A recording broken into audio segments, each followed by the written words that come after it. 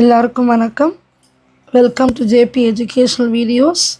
போன வீடியோவில் நம்ம இந்த ஃபஸ்ட்டு 6 மாத்திரா பார்த்தோம். அதாவது க கா கி குக்கு, அதர்வைஸ் அ ஆ இ உ உ.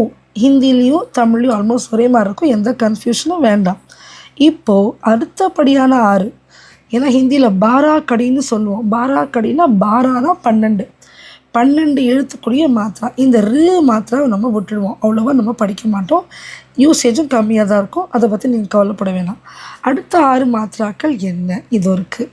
ஸோ நான் சொன்ன மாதிரி ஹிந்தியில் ஏ ஐ ஓ ஔ அம் அஹ.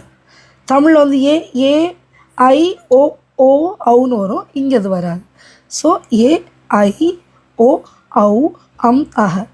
ஏ இதுக்கு என்ன தமிழில் எழுத்து ஏ. இப்போ தமிழில் இந்த ஏக்கு எந்த மாதிரி ஒரு நம்ம சொனக்கால் போடுவோம், இப்படி போடுவோம், கே சரியா.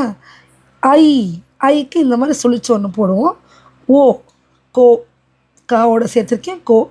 ஔ கௌதமி, கௌரி பஞ்சாங்கம், கவுன்னு இப்படி தான் வரும் சரி. அது இக்குக்கு சவுண்டே வேறு மாதிரி ஆயிரும், இந்த புள்ளி தான் மேலே வரும், ஆனால் அது இக்கு. ஆனால் அது ஹிந்தியில் எழுதிங்கன்னா கம் அப்படின்னு வரும்.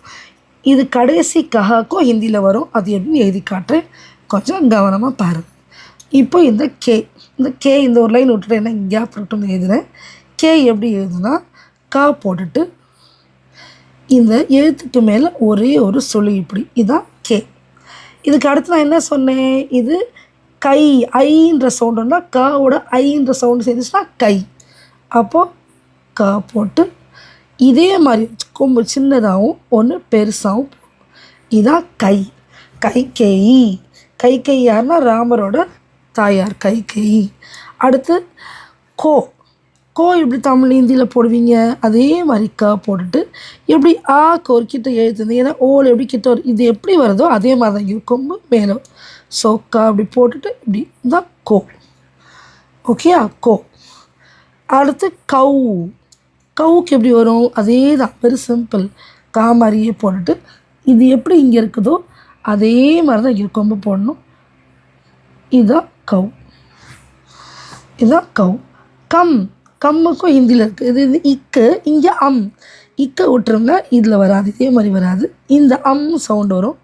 அப்போ கா போட்டு மேலே ஒரு புள்ளி வச்சுட்டா இதுக்கு பேர் கம்சர். கம்சர் வந்து யார், கிருஷ்ண பகவானோட மாமா, அது மாதிரி. ஸோ அந்த பேருக்காண்டி சுமார் எக்ஸாம்பிள் சொன்னேன். அடுத்து கஹ நான் ஒன்றும் கிடையாது, கா போட்டுட்டு இங்கே 2 புள்ளி வைக்கணும். இங்கே எப்படி புள்ளி இருக்கோ அதே மாதிரி இங்கே புள்ளி வைக்கணும், இவ்வளோவே தான். ஸோ இந்த 12 மாத்திராவும் சேர்ந்து தான் பாரா கடின்னு ஹிந்தியில் சொல்லுவோம். க கா கி குக்கு, கே கை கோ கௌ கம் கஹ. இது எப்படி ஒரே பேஜில் எழுதுறது அப்படின்றது நான் அடுத்த வீடியோவில் சொல்கிறேன். நிறைய இடத்துல பார்த்தீங்கன்னா பராக்கடி முதல்லாம் படிக்க சொல்லுவாங்க. இதை படிக்க ஆரம்பிச்சிட்டாங்கன்னா இதை வச்சே பசங்க வந்து எக்ஸாம் எழுதலாம், அப்போ எல்லாமே படிச்சிடலாம், ஒன்றுமே பிரச்சனை கிடையாது. ஃபார் எக்ஸாம்பிள் இது 2த்தையும் சேர்த்து கா தமிழில் காக்கான்னு சொல்கிறோம், அது வந்து க்ரோ. ஆனால் ஹிந்தியில் காக்கான்னா அப்படி வராது. ஹிந்தியில் அது ஒரு முறையான ஒரு உறவுக்கான ஒரு முறை கூப்பிட்றதா கா கி அப்படின்னு சொல்லுவோம். ஸோ இந்த பாராக்கடி தெளிவாக படிச்சுட்டாங்கன்னா பிள்ளைங்க தானாக படிக்க ஆரம்பிச்சிருவாங்க. ஸோ நீங்களும் கற்றுக்கோங்க. அடுத்த வீடியோவில் இந்த பாராக்கடி மாத்ராஸ் வச்சு எப்படி வேர்டு வருதுன்றதை நான் காட்டுறேன். நன்றி, வணக்கம்.